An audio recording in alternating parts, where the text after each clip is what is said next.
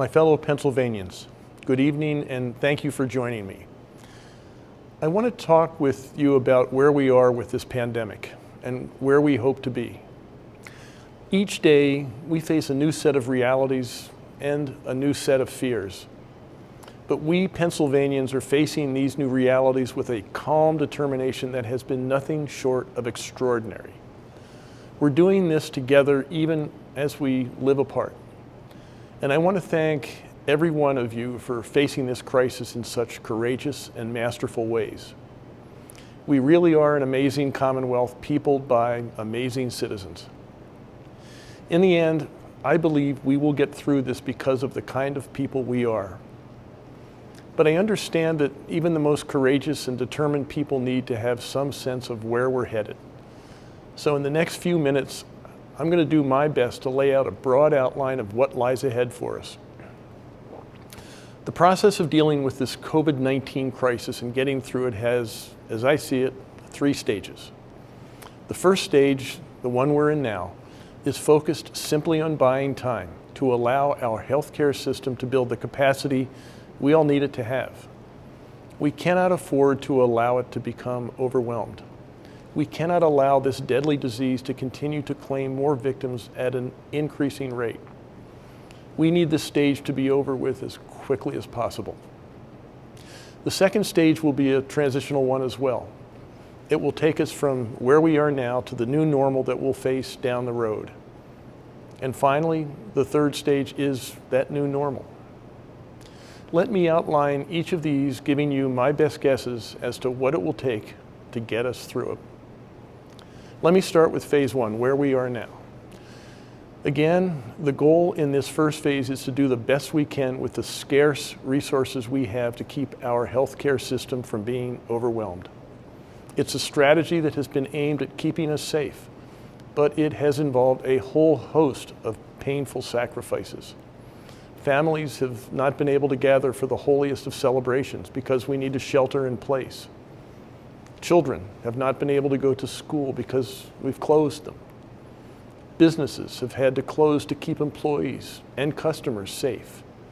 And all of us have had to distance ourselves in so many ways from the world we want to embrace, chief among them our families and our friends. So far, this strategy is working.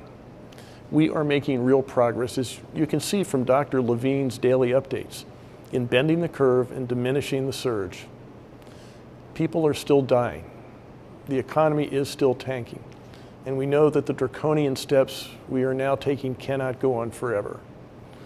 The question, though, is how do we get through this phase as quickly and successfully as possible? The answer is still far from perfectly clear. But we do know that getting to the next phase will come down to at least 2 things. First, we will need to satisfy ourselves that the likely march of this disease will not outstrip our ability to treat people with the virus. So we are doing everything we can to keep each of us from infecting the people around us. And we need to continue to see real progress in this area. We want to see a drop in the number of new cases. We want to see sustained increases in the materials healthcare workers need to fight diseases like this. We need to see more personal protective equipment, including masks, face shields, gloves, and gowns. We need more ventilators, more beds. We don't have a hard and fast metric for exactly when we achieve victory, but we know we need to develop one, and we will, soon. Second, the transitional phase, when we start to reopen our world, our economy, and our lives, will depend on more and better testing. We need tests that can tell us when we're sick. We need tests that can tell us when we're immune. Now, Dr. Fauci has told us that we're only a week or so away from a rollout of an effective antibody test that will be able to tell us if we've developed an immunity to the COVID-19 virus. And that immunity will allow our frontline healthcare workers and our first responders to do their work unencumbered by the fear of infection. And to the extent that we satisfy ourselves that we can safely go back to work, to school, or to places of worship, we can all begin the work of moving out of this painful phase. And the hope is that we can do it in a reasonable time frame. The real goal, of course, is to get to the point that we can fully resume our normal lives.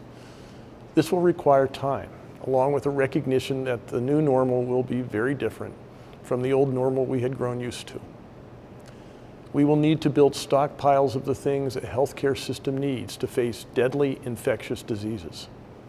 We will need time to develop effective treatments for these infectious diseases, maybe even a cure. We will need time to develop vaccines. And we will all need time to rebuild our lives and our communities in ways that conform to the new altered normal. In the meantime, we need to keep doing what we're doing to restrain this deadly virus. And this includes the need to rebuild our sense of hope. We cannot afford to become complacent, but we need to recognize the fact that we will get through this, and therein lies our hope. The good public servants in the Commonwealth will keep doing everything they can to get us through this. The heroic healthcare and emergency service workers in each of our hospitals and in each of our communities will keep doing what they can to get us through this. And each of us will keep doing what we have been doing to get us all through this. Now, I recognize that what is being asked of each of us is very hard. Before this awful disease attacked us, we could be who we were. We were defined by our jobs, by our friends, our neighbors, and our families, and our pastimes. Now we must isolate ourselves. We must stop doing what we were doing, or making, or how we were interacting. And we could be forgiven for wondering if it's all worth it. Well, again, by the numbers we've all seen, the reduction in the rate of increase of new cases, the flattening of the curve, we're defining ourselves in a new and better way. By doing nothing, by distancing ourselves from others, by staying home, we are making a difference. We're saving lives. We're saving our children, our neighbors, and our friends. By doing nothing, we are doing something truly extraordinary. And for that, I thank you.